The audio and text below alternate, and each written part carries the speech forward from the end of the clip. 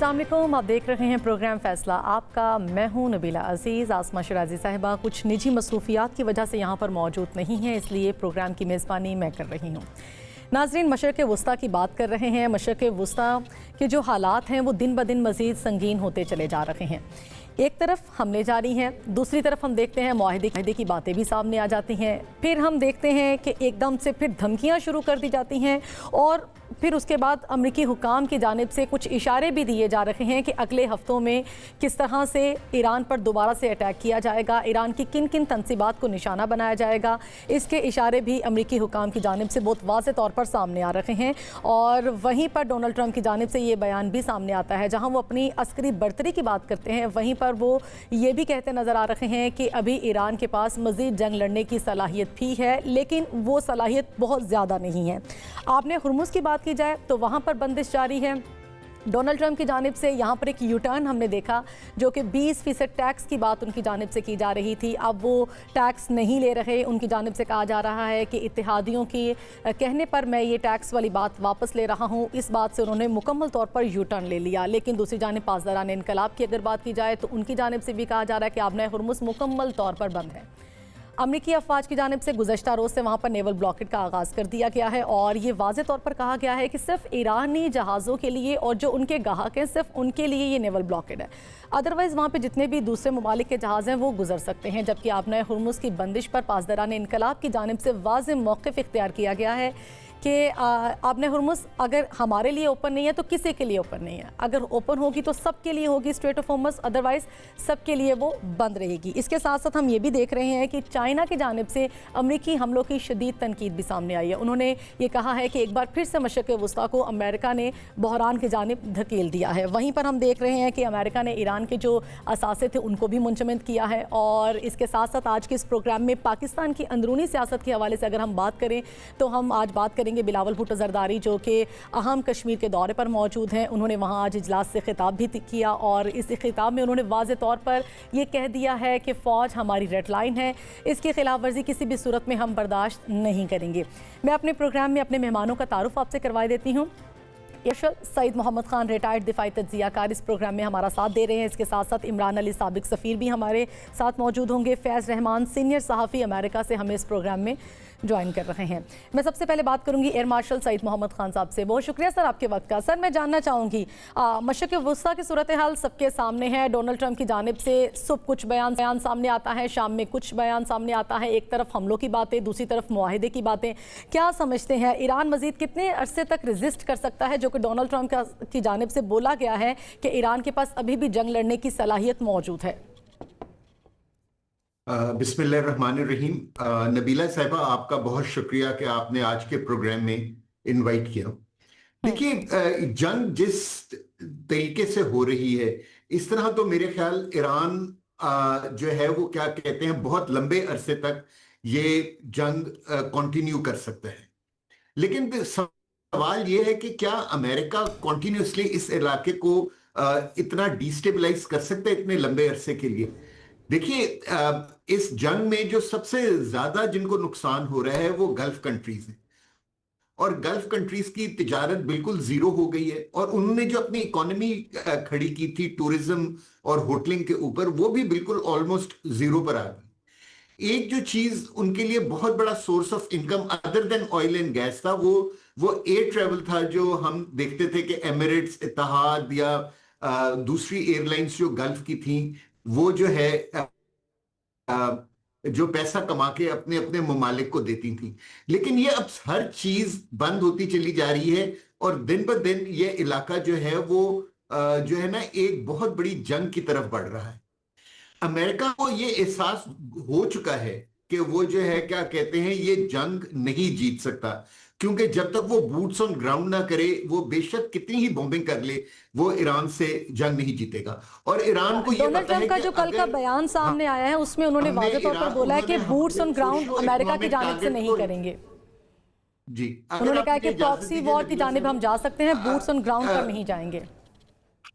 जी, और नबीला साहिबा जो है ना क्या कहते हैं, ईरान को ये पता है कि अगर उनके सोशो इकोनॉमिक टारगेट सेट हुए तो उनके पास और कोई ऑप्शन नहीं है कि वो इजराइल और गल्फ के सोशो इकोनॉमिक टारगेट्स को हिट करें।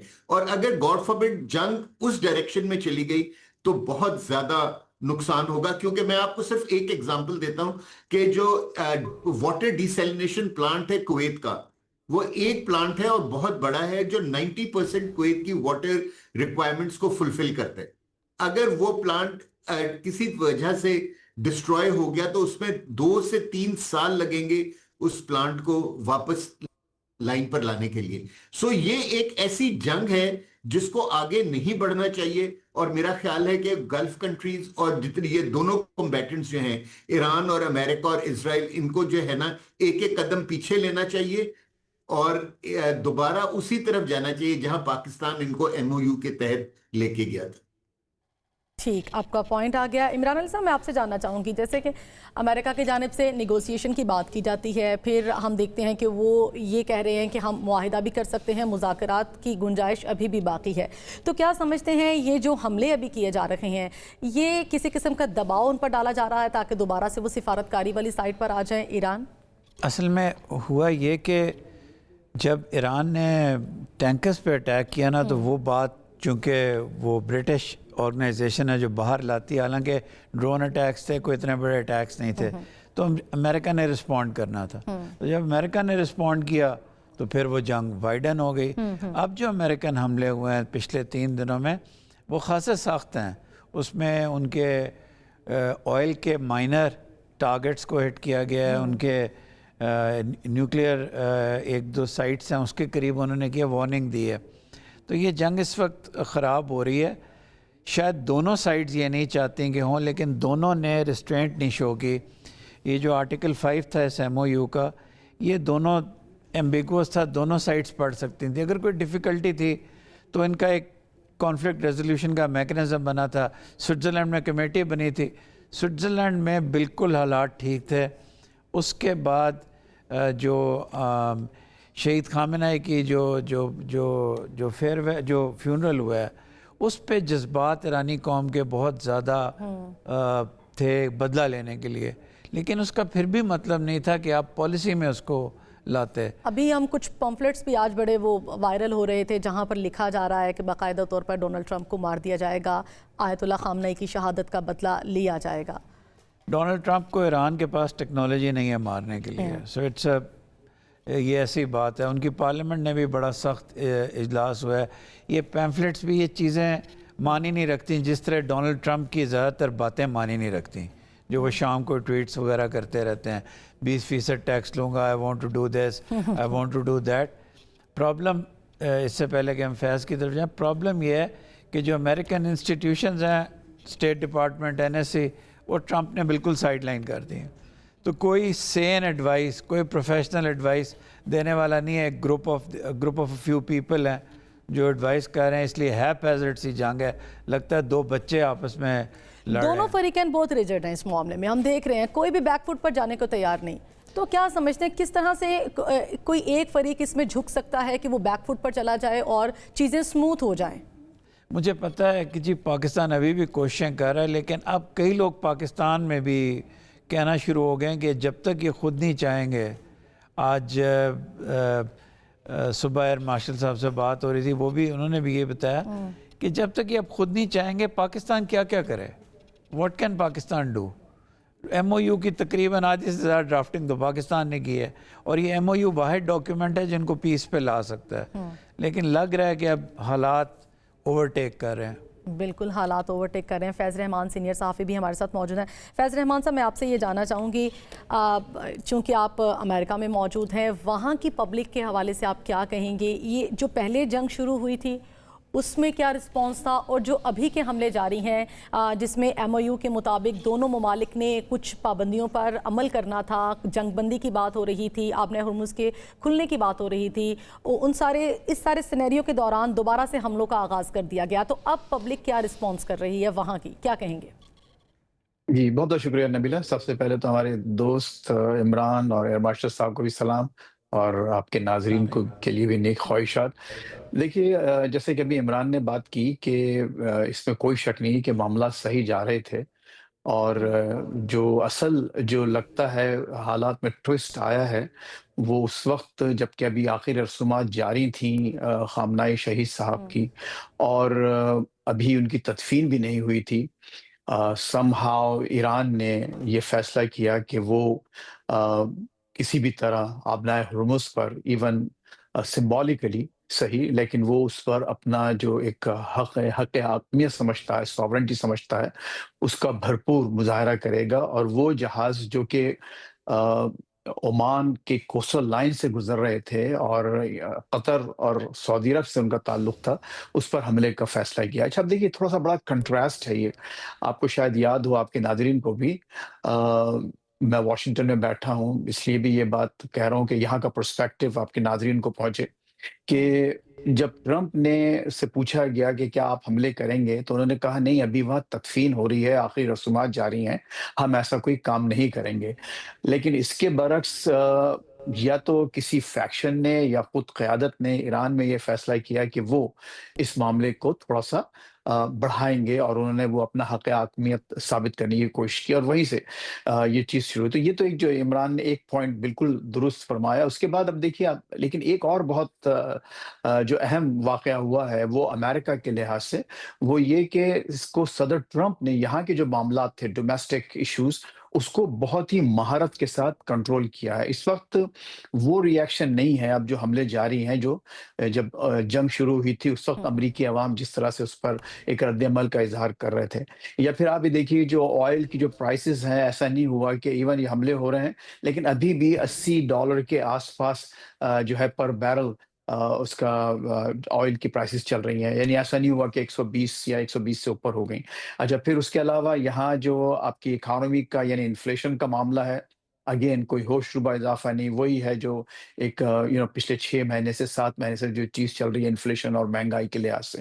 تو ان کو اس وقت جو ہے بہت زبردست کانفیڈنس حاصل ہے ٹرمپ صاحب کو. وہ یہ سمجھتے ہیں کہ اب وہ یہ ٹک ٹک ہلکی یہ جو اس کو یعنی بامبنگ کرتے ہوئے وہ اپنے مقاصد حاصل کر سکتے ہیں.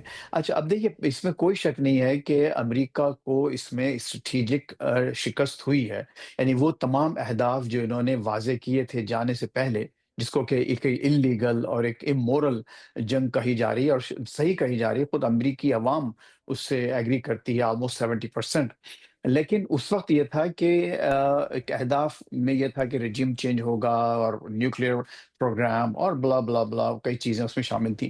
لیکن اب جو معاملہ اٹک گیا ہے آ کر وہ ہے اسٹریٹ آف ہرمز پر کس کی حاکمیت ہوگی.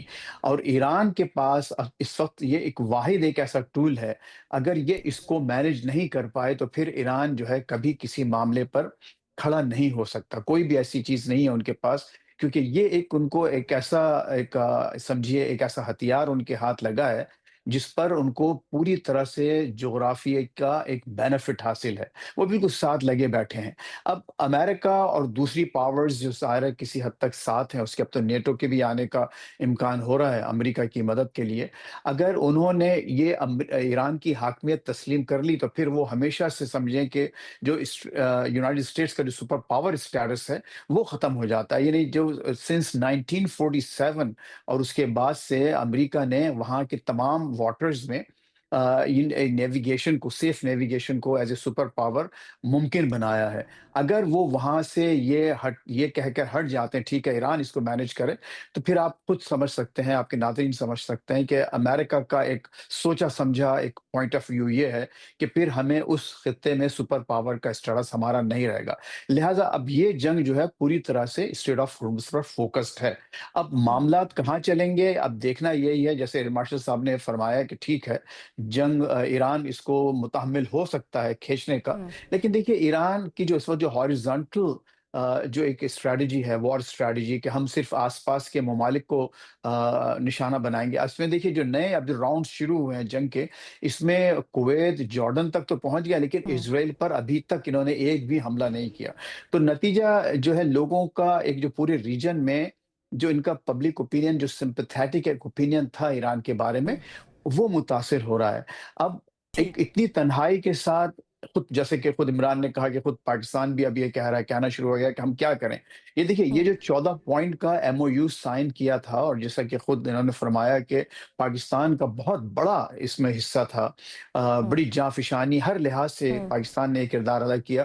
اگر وہ جتنے کنسیشنز ایران کو دیے گئے تھے اس سے زیادہ میں نہیں سمجھتا ہے کہ ایران کو کسی ایک بھی ایم او یو میں یا کسی معاہدے میں اس سے زیادہ کنسیشنز مل سکتے ہیں۔ جی لیکن آپ نے دیکھا کہ اس کنسیشنز کو، اس معاہدے کو سب سے پہلے متاثر ایران کی طرف سے کیا گیا، صرف اس لیے کہ وہ ایک جو پورلی ورڈڈ آرٹیکل 5 ہے، اس میں کوئی شک نہیں، خود وال اسٹریٹ جرنل نے یہ کہا ہے کہ اس سے پورلی ورڈڈ آرٹیکل، تو ٹھیک ہے، لیکن کیا یہ موقع ایسا تھا کہ آپ کو جسٹ بیکاز کہ آپ کے وہاں کے عوام اتنے رائلڈ اپ تھے یا اتنے جذبات ان کے بھڑکے ہوئے تھے، پھر لیکن اس کے بعد خود رہبر اعلیٰ نے یعنی مجتبیٰ خامنہئی صاحب نے بھی یہ کہا کہ ہم انتقام لیں گے، تو جب ان جذبات کے ساتھ آپ آگے بڑھیں گے تو ظاہر ہے پھر وہاں پر تھوڑی سی میں سمجھتا ہوں کہ ریشنالٹی یا ایک سمجھ بوجھ یا بہت ہی زیادہ ایک دانش مندی جو تقاضا ہے اس وقت، اور یعنی تمام جذبات سے اوپر ہو کر، بالا ہو کر آپ فیصلے کریں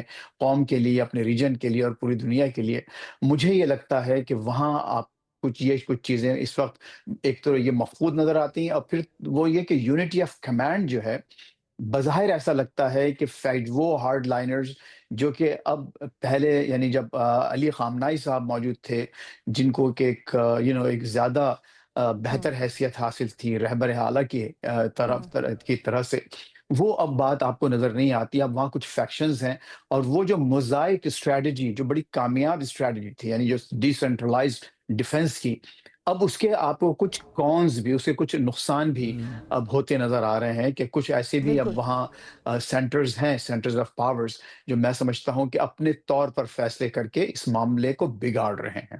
بالکل اس معاملے کو بگاڑا جا رہا ہے، اس پر ہم بات کریں گے لیکن ایک بریک کے بعد۔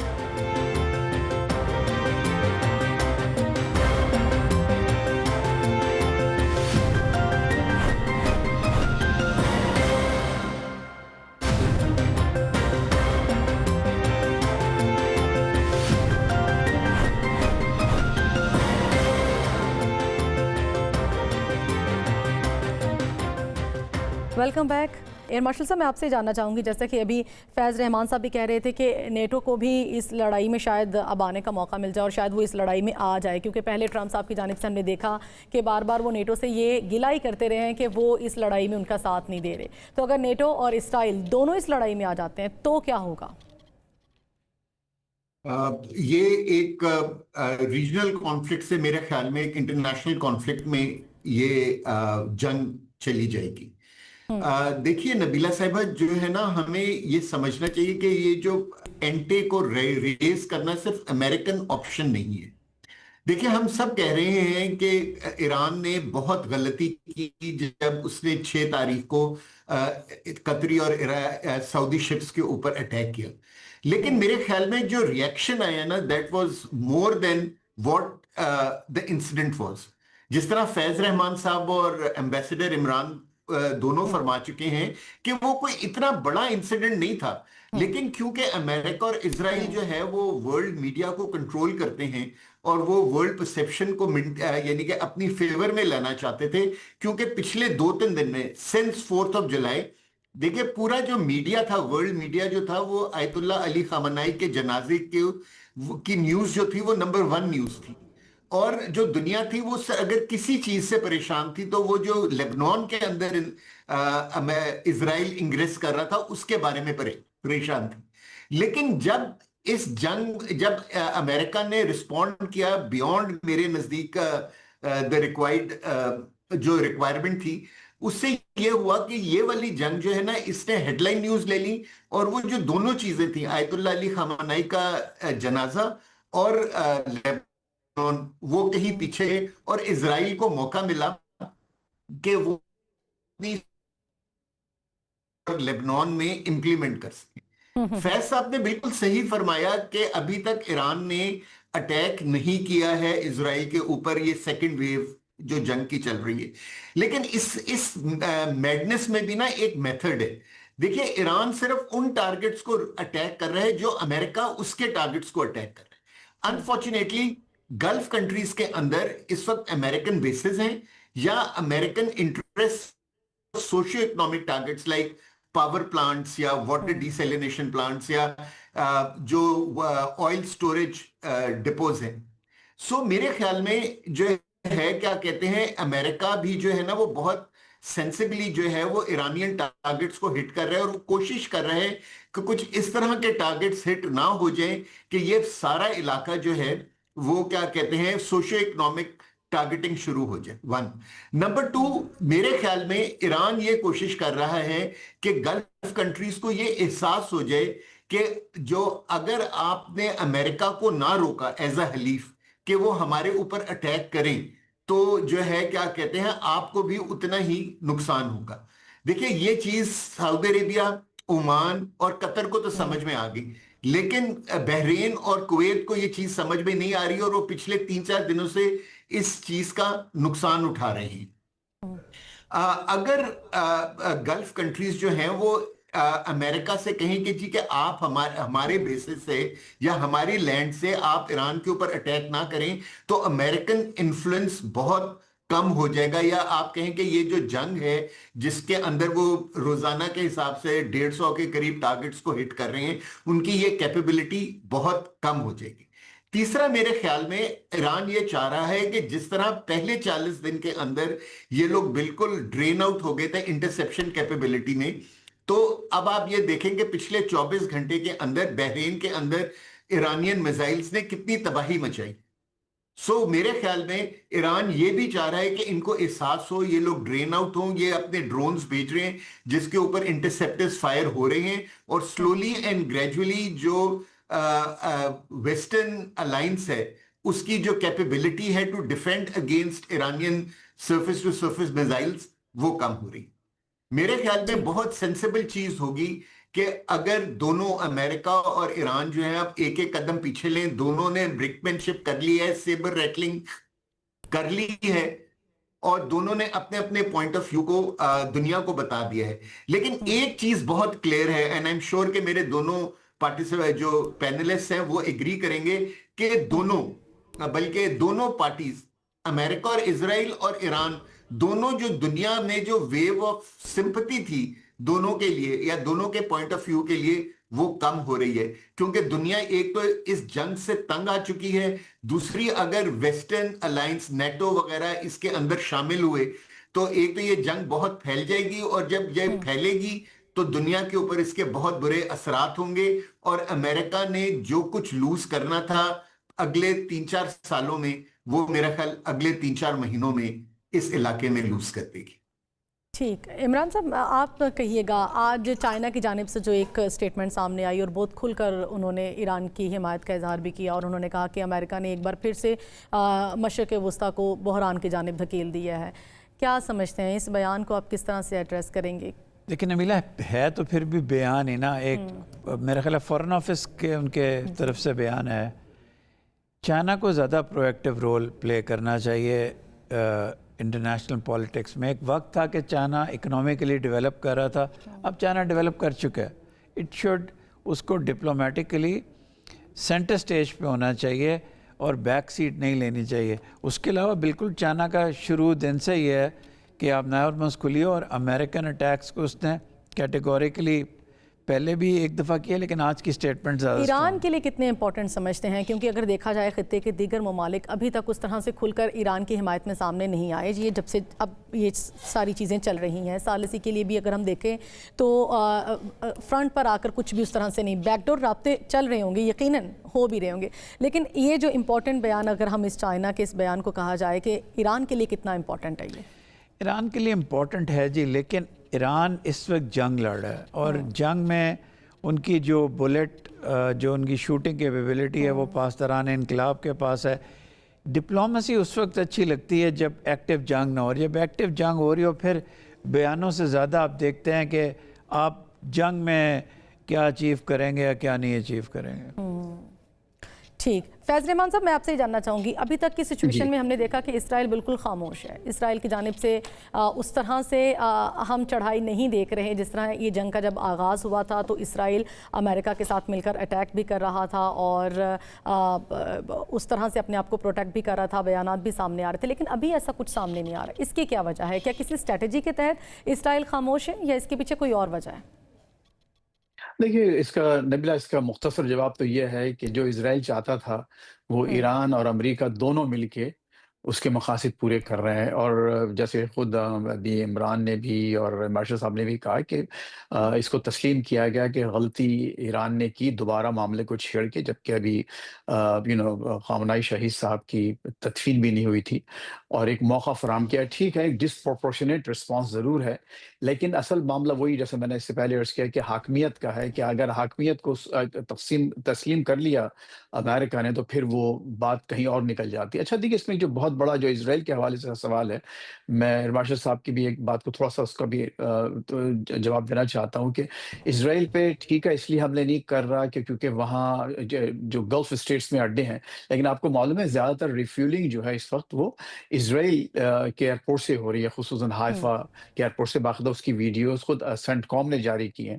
تو اسرائیل پر بھی ایک پراپر اڈے امریکہ کے موجود ہیں اور وہاں سے ان تمام حملوں کو فیسیلیٹیٹ کیا جا رہا ہے۔ اچھا پھر دیکھیے، دوسرا جو ایک بہت خطرناک پہلو جو پچھلے 1-2 روز میں سامنے آیا، وہ ہوتیز کا حملہ تھا سعودی عرب پر، اور اب جو باقاعدہ ان دونوں میں، یعنی اب ہوتیز جو ہے آپ جانتے ہیں کہ وہ براہ راست ایران کے ایک تحت ایک پراکسی آؤٹ فٹ ہے جس نے وہاں پر آلموسٹ آدھے یمن پر حملہ قبضہ کیا ہوا ہے، اور ان کے اور سعودیوں کے جذبات آپ کو معلوم ہے۔ تو اب یہ جو سعودی اور ہوتیوں کی جنگ ہو رہی ہے تو اس کو تو میں براہ راست ایران اور سعودی جنگ گردانتا ہوں، تو وہ ایک بہت اہم معاملہ کھڑا ہو گیا ہے۔ اور جو نیٹو کی جو بات ہوئی ہے وہ اس لیے ہوئی ہے کہ باقاعدہ جب یہاں تدفین جاری تھی، دوسری طرف ترکی میں نیکسٹ ڈور، ایران کے نیکسٹ ڈور انقرہ میں، وہاں پر نیٹو کے تمام پاورفل لوگ موجود تھے، اور وہاں پر باقاعدہ یہ دیا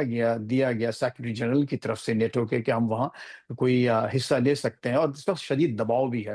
اور آپ نے دیکھا کہ یو کے نے یعنی جس نے اپنے آپ کو بہت زیادہ الگ رکھنے کی کوشش کی تھی، انہوں نے باقاعدہ پاسداران انقلاب کو ایک دہشت گرد گروپ کہہ کر ڈکلیئر کیا ہے۔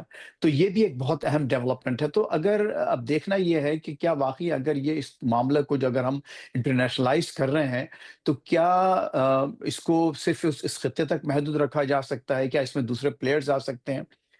ہمارے دوست عمران نے بہت اچھی بات کی کہ دیکھیں بیان ہی دیا ہے چائنا نے۔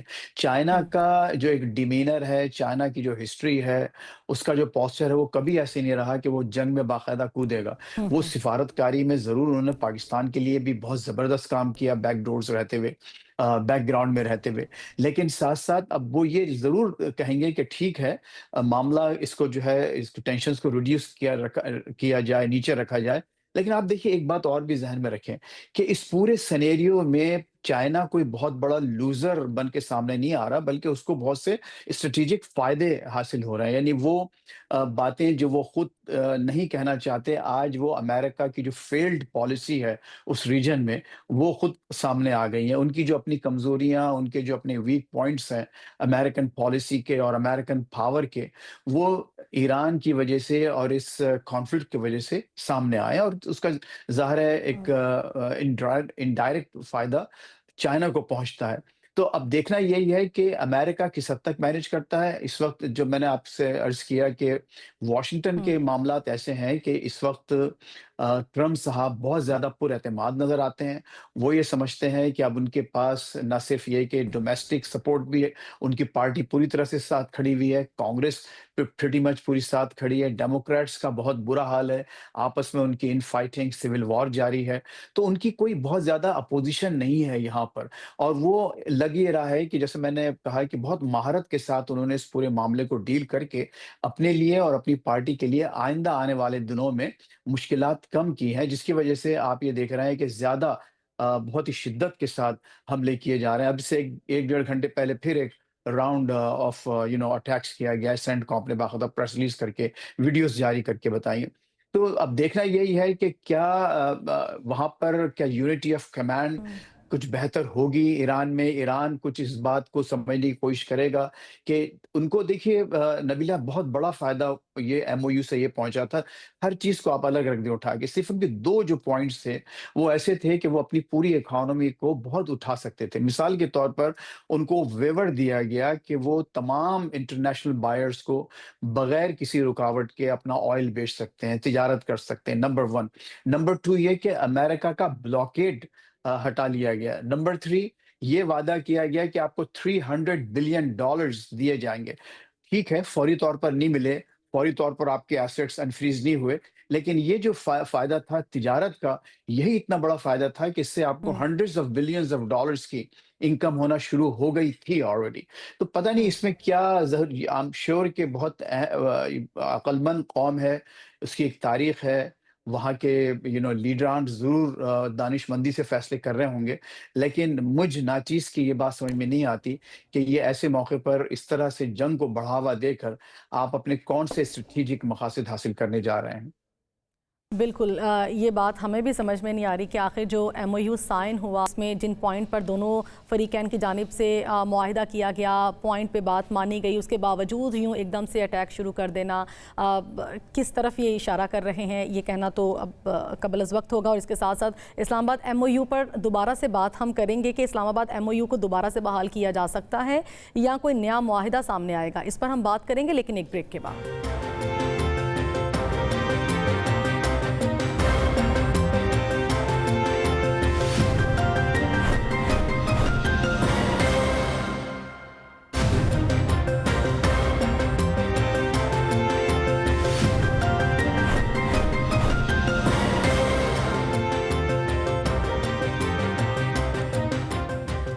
Welcome back.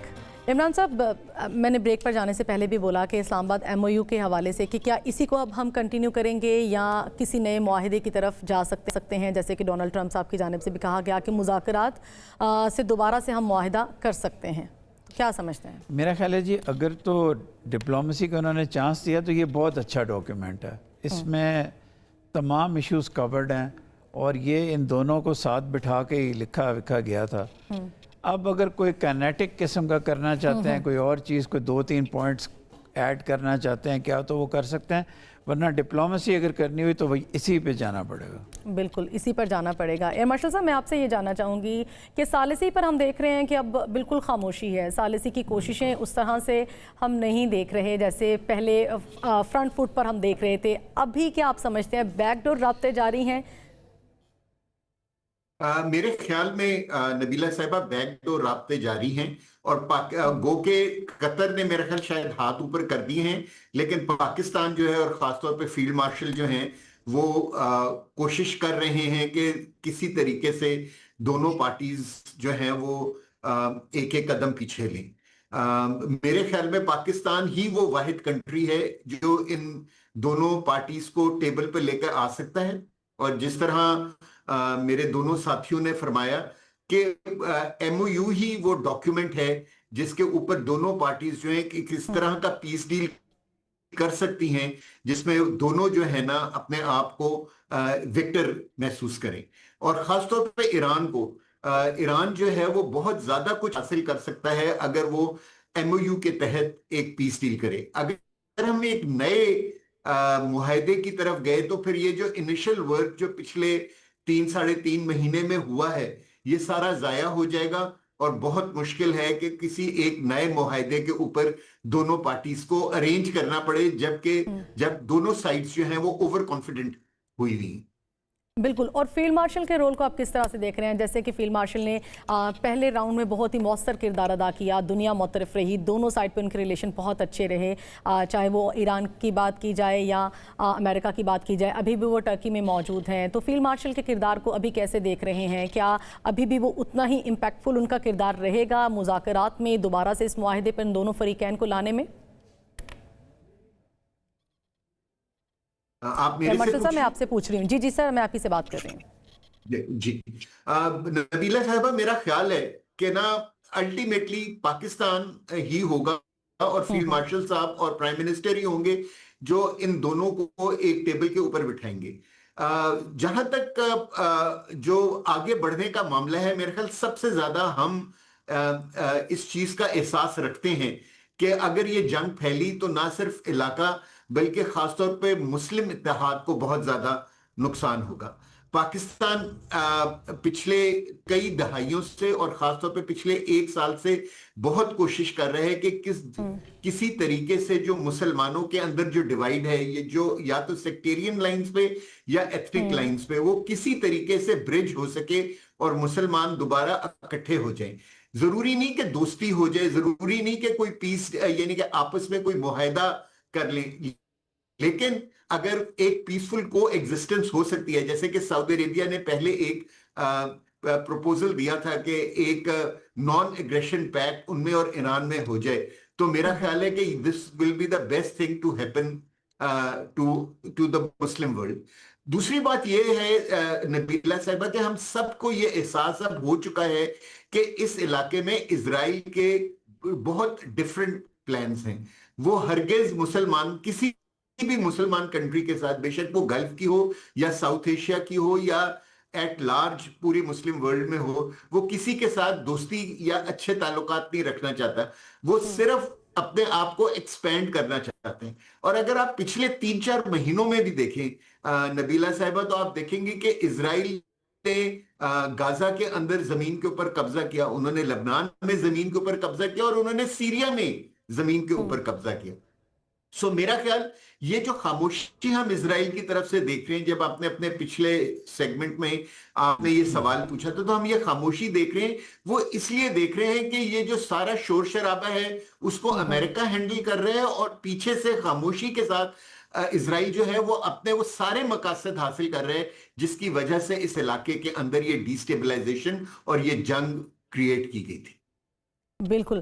फैज़ रहमान साहब, मैं आपसे ये जानना चाहूँगी, जब पहली जंग शुरू हुई, पहले जब जंग का आगाज़ ईरान के ख़िलाफ़ किया गया अमेरिका की जानिब से, उस वक्त और जब अब दोबारा से जारियत शुरू हुई, हमलों का आगाज़ हुआ, उसमें डोनाल्ड ट्रंप की पॉपुलैरिटी का ग्राफ आप किस तरह से देख रहे हैं अमेरिका के अंदर? मिड टर्म इलेक्शन की डेट फाइनल हो चुकी है 3 नवंबर, और उस दौरान ये सारी सूरत हाल मशरक़ वस्ती में जिस तरह से जो अमेरिका की जानिब से टैक्स किए जा रहे हैं, और उसके बाद ट्रंप को उनकी अपनी क़यादत के अंदर भी क्रिटिसाइज़ किया जा रहा है, पब्लिक की जानिब से भी क्रिटिसिज्म का सामना करना पड़ रहा है, तो क्या ट्रंप इस नुकसान को अफोर्ड कर सकते हैं मिड टर्म इलेक्शंस में? देखिए नबीला, जो उनकी अनपॉपुलैरिटी, जो गैर मकबूलियत थी सर्वेस की हद तक, वो तो जंग शुरू होने पहले से पहले भी इतनी थी, तकरीबन मिड 30s, और अब भी थोड़ा सा 1-2-4 पॉइंट्स के फ़र्क से उतनी ही है।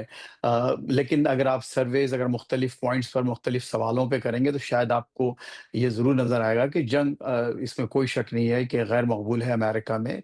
70% अमरीकी अवाम, बल्कि मैं तो समझता हूँ उससे ज़्यादा, इसको अच्छा नहीं समझते और ये चाहते हैं कि मामला जल्द से जल्द ख़त्म हो। लेकिन देखिए, अब जो हालात इस वक्त हुए हैं वो, जैसे मैंने आपसे अर्ज़ किया था कि वो अपने आप को ज़्यादा पुरएतमाद देखते हैं।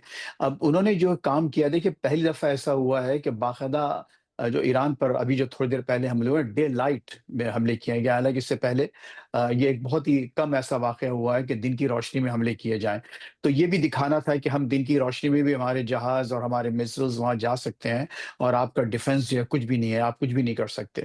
तो ये एक पूरा मैसेज वहाँ पर गया, नंबर 1। नंबर 2 ये कि आप देखिए, इन्होंने ईरान को, अगेन मैं ट्रम्प की जो स्ट्रैटेजीज और उसकी बात कर रहा हूँ, और आपने जो एमओयू की बात की थी, तो मैं एक जुमला यही कहना चाहता हूँ कि वाज़ेह तौर पर इस वक्त ईरान के लिए तो बेस्ट यही है कि अगर सिफारतकारी होती है तो एमओयू ही, एक इस्लामाबाद एमओयू ही ऐसा डॉक्यूमेंट है जो कि एक बुनियाद बन सकता है बातचीत का।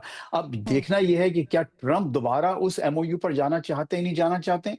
मेरा अपना ख्याल यह है कि वो शायद अब उस मौजूदा सूरत में जो एमओयू है हमारे पास, ट्रम्प को वो मंजूर नहीं होगा, वो नए सिरे से निगोशिएट करना चाहेंगे, क्योंकि उस वक्त ये समझते हैं वो, अगेन वाशिंगटन का पर्सपेक्टिव आपको बता रहा हूं, कि अब उनके हाथ ज्यादा मजबूत हो चुके हैं। उसकी एक और वजह भी बहुत अहम है नबीला। देखिए, अब इन्होंने ईरान को सिफारती तौर पर भी उसके रीजन में बहुत ज्यादा आइसोलेट करने की कोशिश की है और कर दिया है। इराक के वजीर आजम यहाँ आए थे। अब देखें, इराक ट्रेडिशनली صدام حسین کے بعد سے بہت کلوز الائے رہا ہے ایران کا، لیکن اب وہاں بھی معاملہ الٹ گیا ہے۔ اب وہ زیادہ جو ہے امریکی اہداف اور امریکی جو ایک سوچ ہے اس کے زیادہ قریب ہے۔ ان کو انپریسیڈنٹڈ ان کو ریسیپشن دیا گیا، ایسا ان کے ساتھ ایسا لنچ کیا گیا جو کہ اسکیجول میں نہیں تھا، لیکن باقاعدہ لنچ میں دونوں نے بیٹھ کے بات کی۔ اچھا، دوسری طرف جو بہت اہم ڈیولپمنٹ ہوا ہے، انہوں نے احمد الشرع یعنی سیریا کے پریزیڈنٹ کو یہ کہا ہے کہ آپ جا کر وہاں پر حزب اللہ سے نپٹیں، اور اسرائیل سے یہ کہا ہے کہ آپ سیریا کے جو علاقے آپ کے پاس ہیں وہاں سے نکلیں اور سیریا کو اور سیریا کی افواج کو حزب اللہ سے نمٹنے کا موقع دیں۔ اچھا، پھر آپ نے دیکھا کہ ہوتیوں کے لیے باقاعدہ جب حملہ ہوا، جب سعودی نے حملہ کیا جوابی یا جو اس پورے جو معاملے کے دوران، تو وہ ایکچولی ٹرمپ نے کال کی تھی کراؤن پرنس محمد بن سلمان کو، اس کے بعد وہ پھر معاملہ جو ہے آپ نے دیکھا کہ زیادہ شدت اختیار کر گیا۔ تو کئی فرنٹ سے اس وقت ٹرمپ صاحب یہ سمجھتے ہیں کہ وہ ایک بہتر پوزیشن میں ہیں، اور اب گول یہ نہیں ہے کہ وہاں نیوکلیر ویپن کو کیا کیا جائے یا اس رجیم کو ہٹایا جائے۔ اب اس وقت گول یہ ہے کہ ایران کو اتنا کمزور کر دیا جائے کہ وہ آبنائے ہرمز پر جو حق حاکمیت کا جو دعویٰ ہے پوری، یعنی انٹرنیشنل واٹرز میں بھی اور عمان کی طرف کا جو واٹرز ہیں اس پر بھی، وہ اس قابل نہ رہیں کہ اس کو وہ ایکسرسائز کریں اس حق ٹھیک کو۔ تو اس طرف آپ سچویشن جو ہے وہ امریکن پرسپیکٹو سے ایک بہتر طور پر جاتی نظر آ رہی ہے۔ بالکل بہتر جاتی نظر آ رہی ہے۔ عمران صاحب، میں آپ سے جاننا چاہوں گی، جیسے کہ خلیجی ممالک کی جانب سے بار بار کہا جا رہا ہے کہ ایران جب ریٹیلیٹ کرتا ہے ان کے ممالک کے اندر، ان کے ملکوں کے اندر جو فوجی اڈے ہیں ان پر حملے کر رہا ہے، تو کیا سمجھتے ہیں آنے والے دنوں میں کوئی ہارڈ پالیسی اختیار کی جا سکتی ہے خلیجی ممالک کی جانب سے ایران کے لیے؟ جی بالکل ہو سکتا ہے، میرے خیال ہے نائف ایج پہ کھڑے ہیں۔ سعودی عربیہ کی پاکستان سے گریجولی ایکسپیکٹیشن ہوگی کہ وہ اگر سعودی ٹینکرز پہ یا باقی جگہ تو ہم ریٹیلیٹ کریں، نائف ایج پہ کھڑے ہیں۔ خلیجی ممالک کے پاس کم کیپیبلٹی ہے لیکن ہے ریٹیلیٹ کرنے کی، لیکن نیٹو کا اور ان کا آنے کا اس لیے کم چانس ہے کہ ایک آبنائے ہرمز ہے، ایک ایران ہے، تو اس پہ امریکن اور اسرائیلی اٹیکس کافی ہیں۔ نیٹو کی شپس کہاں جائیں گی یا خلیجی ممالک کیا کر لیں گے؟ تو ڈائریکٹ جہاں فائٹ ہو رہی ہے وہ میرا خیال ہے وہیں رہے گی۔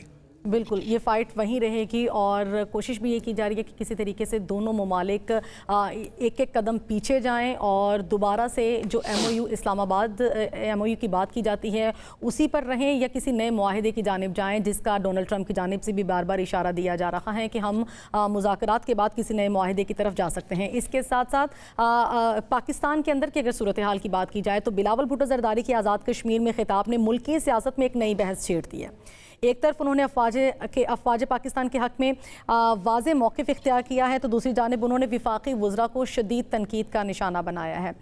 جنرل ایئر مارشل صاحب، میں آپ سے جاننا چاہوں گی، کیا سمجھتے ہیں یہ جو بیانات سامنے آئے ہیں، بلاول بھٹو نے جس طرح سے آج خطاب کیا، یہ سیاسی پوائنٹ سکورنگ ہے؟ کیونکہ کشمیر میں باقاعدہ اب انتخابات بھی شروع ہونے جا رہے ہیں، کیمپین کا آغاز بھی ہونے جا رہا ہے، اور کچھ اختلافات بھی کشمیر کے اندر موجود ہیں، دھرنے اور احتجاج بھی وہاں پر جاری ہیں، تو کیا سمجھتے ہیں آزاد کشمیر اور قومی سیاست میں کوئی نئی صف بندی ہے؟ پاک افواج کے لیے بھی ریڈ لائن کا ذکر کر دیا گیا ہے بلاول بھٹو کی جانب سے، انہوں نے کہا کہ پاک افواج ہماری ریڈ لائن ہے، اس پر کسی بھی قسم کی کوئی بات برداشت نہیں کی جائے گی۔ دیکھیے، آزاد کشمیر جو ہے یا کشمیر ٹوٹل جو ہے نا وہ پاکستان کی شاہ رگ ہے، اور وہاں کوئی بھی چیز ڈسٹربنس کریٹ کرے وہ پاکستان کو بالکل منظور نہیں ہے۔ اس وقت جو راولا کوٹ میں اور دوسرے علاقوں میں، کسی اور علاقے میں جو کشمیر کے علاقے میں انریسٹ نہیں ہے، صرف راولا کوٹ میں ہے۔ سو میں سمجھتا ہوں کہ ان سب چیزوں کو جو ہے نا وہ بہت سینسبلی ہینڈل کرنا چاہیے، پولیٹیکلی اور ملیٹریلی بھی۔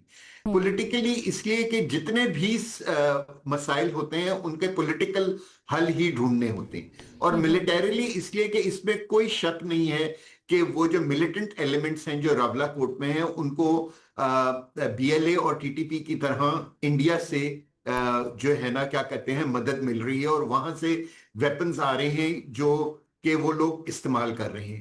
سو میرے خیال میں پاکستان کو اپنی ساری پولیٹیکل لیڈرشپ کو ایک پیج پہ لے کر آنا چاہیے، اور یہ جو مسئلہ ہے اس کو بہت سینسبلی ہینڈل کرنا چاہیے۔ اگر یہ آؤٹ آف کنٹرول ہو گیا تو ہمارے لیے एज पाकिस्तान बहुत ज्यादा नुकसान।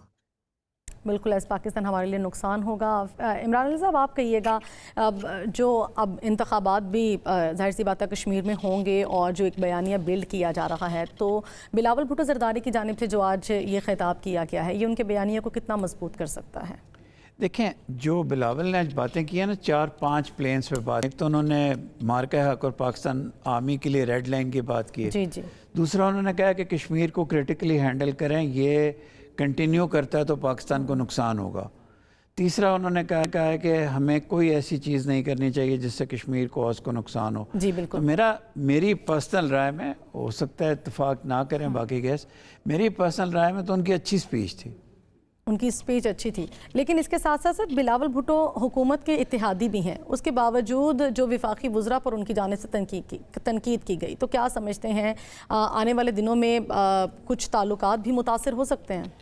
जी, ताल्लुकात अगर मुतासर होते हैं तो हो जाएं। जब कोलिशन गवर्नमेंट वो हिस्सा नहीं है, जब इत्तेहादी हों लेकिन पार्ट ना हो, और इवन पार्ट भी हों, तो उसूलों के ऊपर हो सकता है डिफरेंसेस। एक मैं आपको ज़रूर बात कहूँगा कि ये जो इशू है ना, जो AJK का, जिस तरह भी एयर मार्शल साहब ने भी कहा, इस पे पाकिस्तान की जो गवर्नमेंट है उसको पॉलिटिकल लीडरशिप लेके इसको डिसॉल्व करना चाहिए।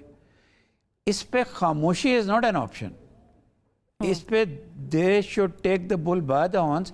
मैं तो ये समझता हूँ बिलावल साहब भी बहुत लेट के हैं, बिल्कुल उनको पहले जाना चाहिए था। ये क्या तो इंतखाबात की वजह से गए, अब इंतखाबात की वजह से आप गए। भाई आप पहले जाते, अगर आपको रोका जाता फिर भी आप इंसिस्ट करते कि मैंने जाना है। बिल्कुल। अभी जबकि इंतखाबात सर पर हैं तो जाहिर सी बात है इलेक्ट्रल चीज़ों के लिए नहीं, तमाम जी, जमातों की जानिब से बिल्कुल कैंपेन्स का आगाज़ किया जा रहा है और ऐसे बयानात भी सामने आ रहे हैं, जैसे कि आज बिलावल भुट्टो ज़रदारी की जानिब से भी सामने आया। फैज़ रहमान साहब हमारे साथ ही मौजूद हैं। फैज़ साहब, जैसे कि अमरीकी हुक्काम की जानिब से कुछ इशारे दिए गए हैं, हमलों की टाइम लाइन सामने एक उन्होंने रखी है, ये प्लान शेयर किया गया है उनकी जानिब से कि इस तरह से हम अटैक्स कर सकते हैं। इसको आप किस तरह से एड्रेस करेंगे? इसमें कितनी सदाकत है इसकी कि वाक़तन इसी तरह से किया जाएगा, या सिर्फ़ और सिर्फ नफसियाती दबाव के तहत ईरान को एक टेबल पर लाने की बात की जा रही है? ये जी, नबीला, देखिए, इससे पहले इमरान ने ये बात की थी कि ट्रम्प साहब जो बातें करते हैं उनको आप बहुत ज़्यादा सीरियस ना लें। तो उन्होंने बाकायदा ओवल ऑफिस में बैठ के ये बातें की कि हम अगले दिन ये करेंगे, फिर अगले हफ्ते हम ये करना चाहते हैं। तो इससे पहले भी जब आपको याद होगा कि जंग जब शुरू हो चुकी थी, उस दौरान भी उन्होंने ये बातें की थी। तो ज़ाहिर है कुछ एक साइकोलॉजिकल ये एक टैक्टिक्स होती हैं, कुछ स्ट्रैटेजीज़ हैं जो वो अपने तौर पर करते हैं, और जैसे कि कहा जाता है कि मेथड इन मैडनेस, उसका ज़रूर कुछ ना कुछ असर होता है। लेकिन ये है कि जी ट्रम्प अपने ऑप्शंस ओपन रखेंगे, और उन ऑप्शंस को अब इस वक्त वो ये समझा जा रहा है कि उनके पास उन बिल्कुल ऑप्शंस को बिल्कुल। फैसला, मेरे एक्सरसाइज पास करने टाइम के बहुत ज़्यादा। शॉर्ट है, जी आपका जी पॉइंट मेरे पास आ गया, और ट्रम्प यकीनन अपने पास मज़ीद भी ऑप्शंस रखेंगे ताकि को नॉर्मलाइज किया जा सके। हम तमाम मेहमानों को मैं शुक्रिया अदा करूँगी। इसके साथ ही मुझे दीजिए इजाज़त। अल्लाह ने के बाद।